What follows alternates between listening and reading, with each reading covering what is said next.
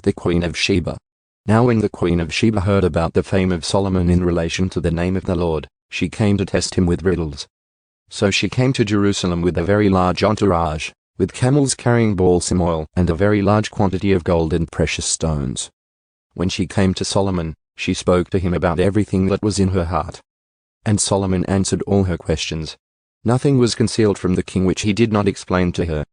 When the Queen of Sheba saw all the wisdom of Solomon, and the house that he had built, and the food of his table, the seating of his servants, the service of his waiters and their attire, his cupbearers, and his burnt offerings which he offered at the house of the Lord, she was breathless. Then she said to the king, "It was a true story that I heard in my own land about your words and your wisdom. But I did not believe the stories until I came and my own eyes saw it all. And behold, the half of it was not reported to me. You have exceeded in wisdom and prosperity the report which I heard.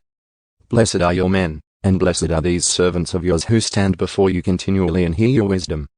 Blessed be the Lord your God who delighted in you to put you on the throne of Israel. Because the Lord loves Israel forever, he made you king, to do justice and righteousness."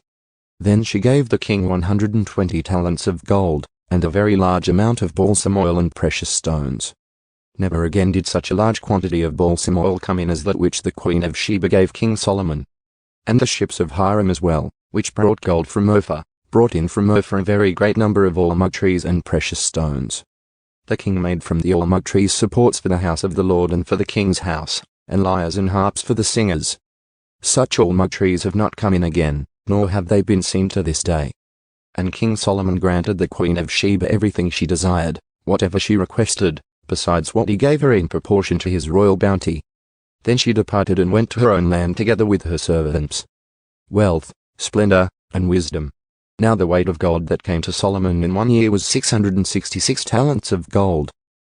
Besides that from the traders, and the wares of the merchants, and all the kings of the Arabs and the governors of the country. King Solomon made 200 large shields of beaten gold, using 600 shekels of gold on each large shield. And he made 300 small shields of beaten gold, using 3 minas of gold on each shield. And the king put them in the house of the timber of Lebanon. Moreover, the king made a large throne of ivory and overlaid it with fine gold.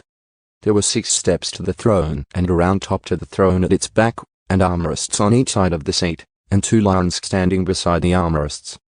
12 lions were standing there on the 6 steps on the one side and on the other.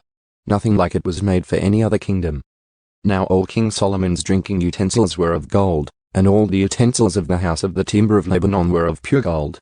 None was of silver. It was not considered as amounting to anything in the days of Solomon.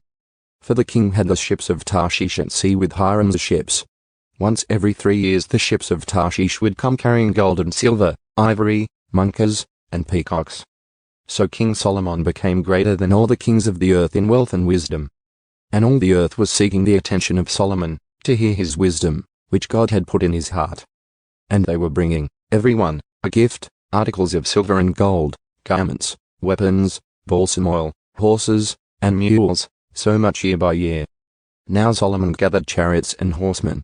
And he had 1,400 chariots and 12,000 horsemen, and he stationed them in the chariot cities and with the king in Jerusalem.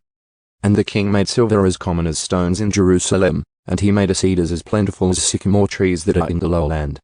Also Solomon's import of horses was from Egypt and Cu, and the king's merchants acquired them from Cu for a price. A chariot was imported from Egypt for 600 shekels of silver, and a horse for 150, and by the same means they exported them to all the kings of the Hittites and to the kings of the Arameans.